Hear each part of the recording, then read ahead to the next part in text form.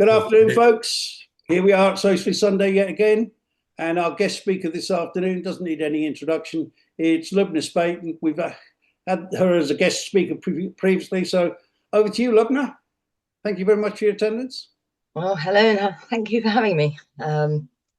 So yes, I'm sure most people are introduced to the works that we're doing, from the divestment campaign, taking action against our council for claiming unlawfully that they cannot divest from Israel, as well as our motion at the Green Party, Zionism is racism.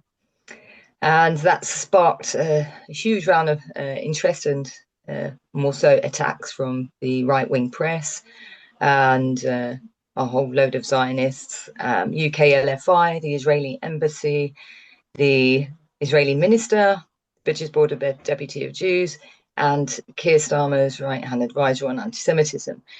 Needless to say, there's our endorsement. We've obviously rattled a few cages, and if they're coming after us, then we're doing a pretty good job.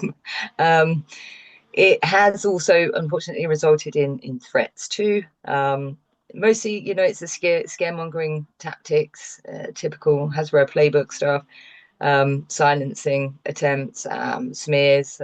That's something getting of anti-Semitism, and the deputy of the Green Party who's also received death threats. And this is, I guess, more to the point of the work that we're doing, and even how our political systems are also dominated by Israel. I mean, what place would they have to come into the Green Party and tell them, no, you mustn't hear this motion? Of course, nothing that calls for the liberation of an oppressed people and calls for equal rights must be heard, through the party's own democratic process, which is a member-led one.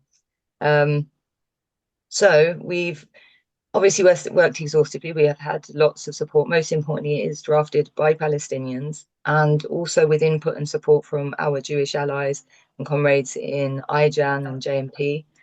We've also had legal input, preempting obviously the attacks that it would have.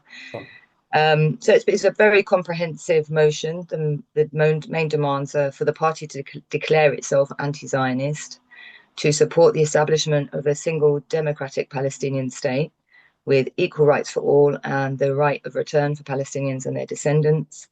It calls for accountability, reparations, to support the right of resistance by all available means in accordance with international law. It calls for the release of all prisoners of conscience, and that includes Marwan Barghouti, as well as the deprescription of Palestine action, and to support the demands of the Prisoners for Palestine. That's the short of it. And it also, the original draft, it does still have the clause in it about opposing the normalization of subjugation of the Palestinian people, but it also did include the rejection of the IHRA and JDA definitions. That was removed, that section, by the Standing Orders Committee when it went through their process, not because there was a problem with the demand, but rather on an issue of there's like they have an emotion demotion process. One is about what we do internally or externally. So in spite of that being amended, it was still unsurprisingly rejected. So yes, there are issues with that, but that doesn't mean to say when we support this motion, I mean, the normalization of the subjugation of Palestinians would include confronting the definitions, which I'm sure many of you already well acquainted with the problems of those definitions, which are not designed to protect Jewish people from discrimination, which we also oppose. It's not about denying the rights of Jewish people to have protection. All of us deserve and require protection. But the problems with it are that it is designed ultimately to protect the Israeli state from any criticism, and to deny us as Palestinians our right to speak and to confront their oppression, as well as advocates of Palestinian rights. These are the problems with the definitions and why we confront them, as well as the creation of hierarchies of racism, which was also mentioned in the Ford report. Many of you previous Labour rights are probably very familiar with that too. As well as the previous smear attacks in the Corbyn era, as Corbyn was on the receiving end of, as well as Jackie Walker and many, many others, for confronting the Israeli state and its practices. So we're very clear. We've made clear both in defining Zionism through the body of the motion. It's basically, from its inception, is a racist ideology of settler colonialism And now we're witnessing its practice, which we have been for decades, but now the erasure of our people, our families back home. And this is exactly what we're confronting. We are calling for the liberation of an oppressed people, and in its place to instill, something with equal rights as we once were. And a lot of people are struggling to see, well, not majority of people, the Zionists are conflating these issues and creating problems for people to understand and saying, this is the right of the Jews to a homeland. But the bottom line is no one people due to have the right of a homeland at the expense of the rights of the others, especially the indigenous people of that land. And Palestine was a place that accommodated everybody of all religions. My grandfather himself lived next door to his Jewish neighbor with whom he played cards with every day. Many Palestinians opened their homes to the Jews who were persecuted by the West. And they were the persecutors, yet we are being forced to pay for the crimes we didn't commit. And this is what people need to understand, that no one should have a right. Everybody has a right to safety and security and protection, but not on the subjugation of another people. And this is the point of what we're doing is we're confronting Zionism at its root core, stripping it all back, because to treat a problem, you have to identify the root cause of it. And this is precisely what the motion is doing. And the point of it being delivered and put forward to a political party here, when some say, what's that got to do with? Well, absolutely everything. It began here with the Balfour Declaration, giving away a land they had no right to give. And here we need to address it and confront it. So that's where we're at. We have the spring conference coming up next Saturday, this coming Saturday, I should say, the 28th. And it's online. It will begin at 9 a.m. They have a whole day schedule. We finally passed in so that we are on the lineup to be heard. So it passed the prioritization process. Conveniently, some others were fast tracked and moved before ours, so we're now listed as 12 to be heard. But there are attempts being made to either postpone it, to refer it back to proposer, to rule it out of order, basically ultimately to make sure it's not heard. And these attempts are coming from internally within the party as well as outside. So we are urging as many comrades to come and please join us and vote for it to be heard. We are have put now an amendment to the Standing Orders Committee to ask that it is prioritised to be heard of one of the first few at the conference. So ignore the times that have been listed about putting it in the afternoon. But the point is we need as many people on there right at the beginning to basically vote against attempts to push it down the line or push it out or reject it and rule it out, and to instead vote in favour of it being heard at conference. And it also clashes, unfortunately, with the Together Alliance March, which we all tried to push them to change the date for that reason, but that was refused. So there is going to be a big split. A lot of numbers are still going to be on the march, but we're having to explain to people, as you know, we've done the marches for the last 3 years and beyond that. But this is a time that we can make a significant and monumental change and difference here, and potentially change the face of British politics and beyond. So we are really urging people to come and join. So if you're not all in the Green Party, this is a recruitment drive.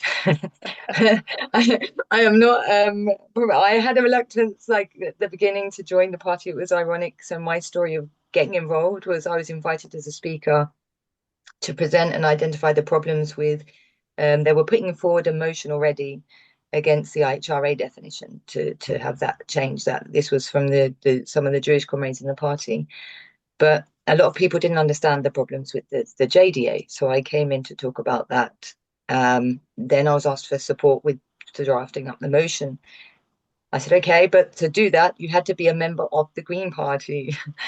And one of the comrades said to me, well, I know your thoughts about that, so I'm not going to ask. But then a week before the deadline, I just thought, you know what, I think a lot of us were waiting for your party to get into gear, and just thought, well, until they do, we don't really have any viable alternative. Let me get in there, pull my sleeves up and do as much work as I can in the interim, and at least build a foundation for any other party to come out, so that, at least the ground is built. Elsewhere, they can't come in with anything less than that.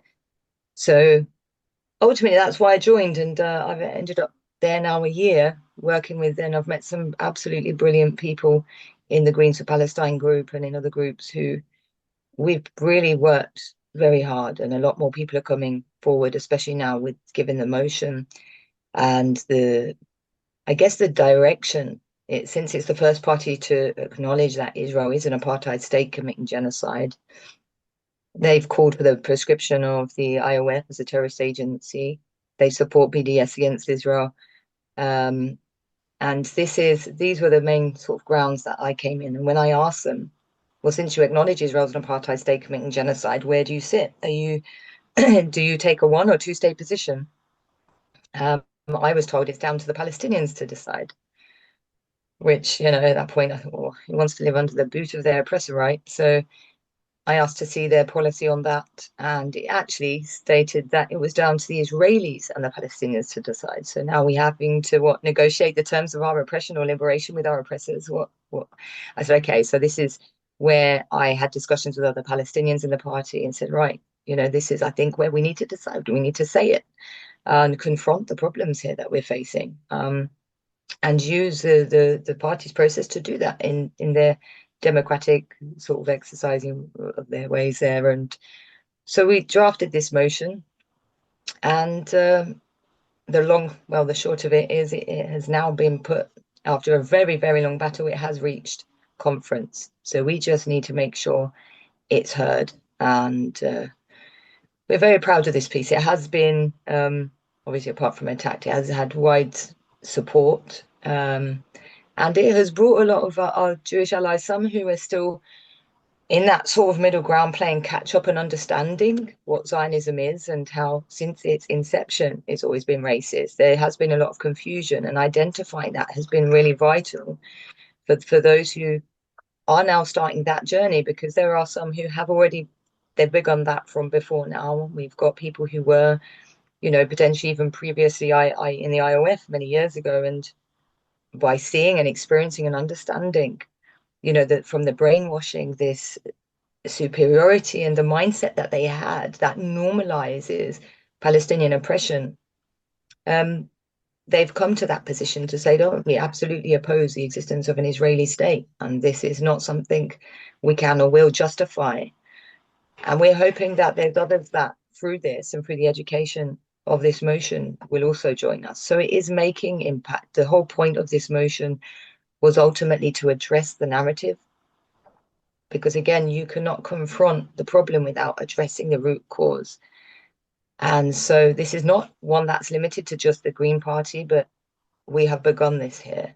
But it is also relevant to trade unions to consider adopting that position, as well as other parties, and to be shared beyond the UK too. So we are really hoping that you guys can join us in whichever way you can to support us, have those talks. If there are people who need more educating, we're happy to organize speaker sessions, and we hope you can partake in this really vital journey of liberation for us, and to also end the conflations between Zionism and Judaism. This is a very important matter, and nothing is more anti-Semitic than Zionism itself. So this is hopefully the beginning of a long road to recovery and liberation, that we have to begin it somewhere. And yeah, I'm happy to take any questions too. Okay. Thank you, Lubna. I'm going to take you off record.